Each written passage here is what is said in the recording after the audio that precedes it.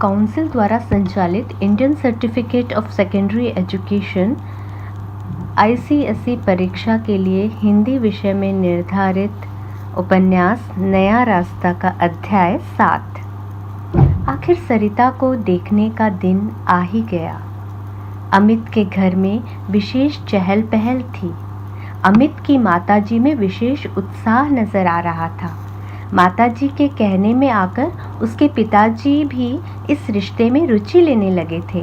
अमित की बहन मधु भी अपनी होने वाली भाभी को देखने के लिए उत्सुक थी। घर में सभी उत्साहित नजर आ रहे थे। सिर्फ अमित ही ऐसा था जिसके चेहरे पर उदासी थी। इस कल्पना मात्र से ही वह उदास था कि उसके माता पिता उसे एक धनी घर की लड़की के हाथों बेचना चाहते थे। घर के सभी सदस्य नए नए वस्त्र पहनकर तैयार हो चुके थे कि तभी बाहर से कार के हॉर्न की आवाज़ सुनाई हुई। धनीमल जी का ड्राइवर उन सबको लेवाने के लिए कार लेकर आया था। मायाराम जी, उनकी पत्नी, अमित व उसकी बहन मधु सभी उसी कार में बैठकर चल दिए। धनीमल जी की कोठी के बाहर कार रुकी। ड्राइवर ने उतरकर कार का दरवाज़ा खोला।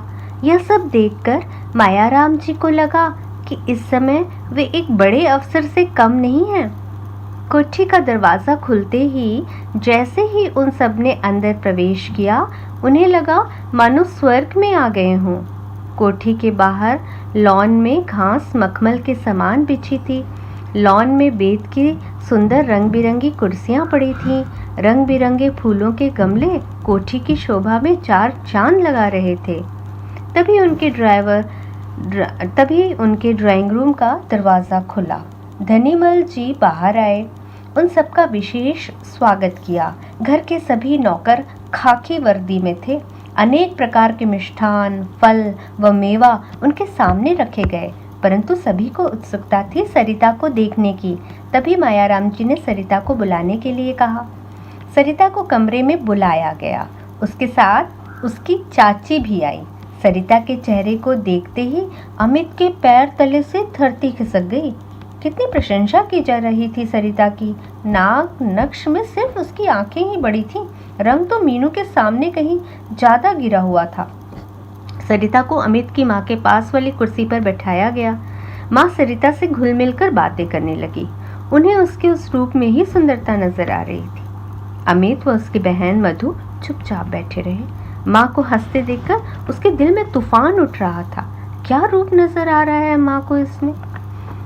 क्या सरिता मीनू से ज़्यादा सुंदर लगी माँ को? यह उसके पास उसका कारण पैसे के कारण सुंदरता बढ़ गई है? ऐसे अनेक प्रश्न अमित के दिमाग में घूमने लगे। धनीमल जी व मायाराम जी आपस में कुछ बातें की और सब वहां से उठकर चल दिए। अमित व सरिता को एकांत में बात करने का अवसर दिया गया। अमित ने सरिता से कुछ प्रश्न किए। अमित ने पूछा, आपकी किस चीज में रुचि है? सरिता ने तपाक से जवाब दिया, जी मुझे पेंटिंग व कार ड्राइविंग में विशेष रुचि है। इसके अलावा आप घर के काम तो कर ही लेती होंगी? अमित ने पूछा। मुझे घर के काम नहीं आते। घर में 4 नौकर हैं, काम करने की कोई ज़रूरत ही नहीं पड़ती है। वैसे मुझे घर के काम में विशेष रुचि नहीं, सरिता ने निसंकोच होकर जवाब दिया। शादी के बाद यदि काम करना पड़ा तो आप किस प्रकार करेंगी? सरिता तपाक से बोली, पिताजी शादी के बाद मेरे साथ एक नौकर भेज देंगे, वही काम करेगा।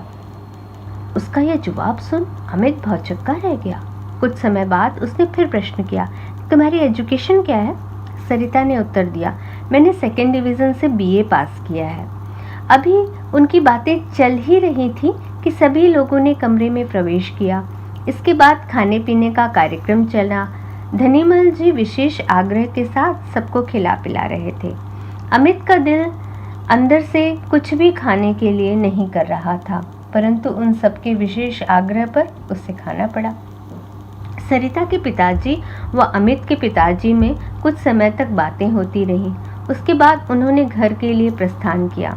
घर पर पहुंचते ही सबने सरिता के बारे में अपने अपने विचार प्रकट किए।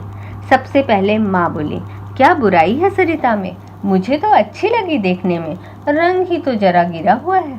क्या बात है, शादी के बाद तो निखार आता ही है रंग रूप में। पिताजी के मुंह से भी धनीमल जी के द्वारा दिए जाने वाले 5 लाख रुपए बोल रहे थे। देखो जी, लड़की तो देखने में अच्छी है, क्या बुराई है उसमें। जहाँ तक रंग की बात है, इस दुनिया में 2 ही रंग होते हैं, गोरा या काला। शादी तो सभी की होती है।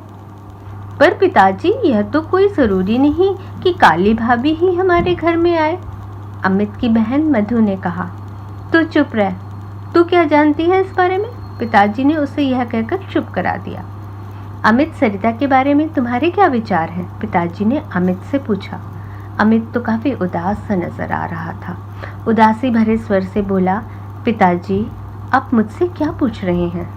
आपने मेरी शादी धनीमल जी की बेटी से करने की ठान ही ली है तो कर लीजिए। जहाँ तक मेरी पसंद की बात है, मुझे तो सरिता बिल्कुल भी पसंद नहीं है।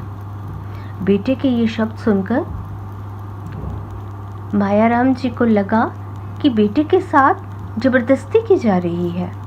एक बार पिता के नाते उनके हृदय में यह भाव उठा कि बेटे की जिंदगी के साथ खिलवाड़ करना उचित नहीं है।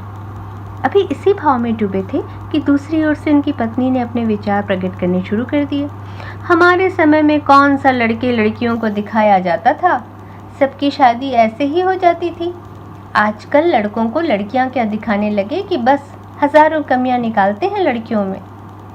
1 मिनट का मौन रखने के बाद उन्होंने फिर से बोलना शुरू किया। क्या जमाना आ गया है, आजकल के लड़कों लड़कियों की तो पूछो मत, बहुत दिमाग खराब हो गए हैं। ये सभी व्यंग अमित चुपचाप सुनता रहा।